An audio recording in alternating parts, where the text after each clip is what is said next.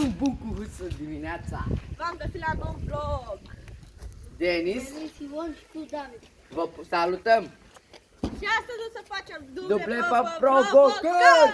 Cele mai tare provocări și dați-vă acolo așa un like măcar și un subscribe. Hai să dăm drumul, eu sunt primul, hai! 3, 2, 1 și... Apăsați coproțelul. Stai, am luat-o lumea din greșeală! Din greșeală am tot, din greșeală am tot, din greșeală! Stai! 1, 2, 3, 4. Bă, are ceva cu mingea, deci mingea a început foarte bine cu mine. 4, 5, 6, 7, 8, 9, 10, hai și stai! 11. Am uitat să vă zic, gen dacă fac eu și el 4 duble, o să mă repet eu și el pe 4 duble. 2, 3, 4 la 5, 8. Ok, eu o să fac provocări. Ce provo să faci? De bere, gen asta așa. Gen aia așa. Bă, nu mai așa.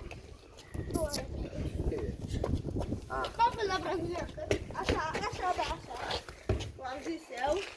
Și să Vă fac pup. eu dublu. Mă, gata, câte provocări. Dar nu mă. Dar eu. Și eu.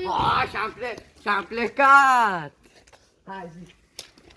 Mă, hai, brazilian, faci două duble. Brazilianca. Bani și două duble.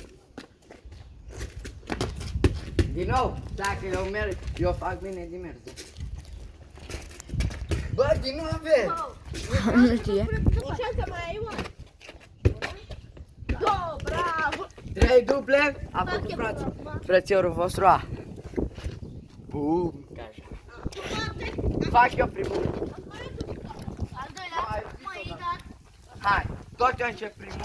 Nu știu, dar locul ia ta. Care 3. De ce ai pierdut? Ce frig. Să mi repet.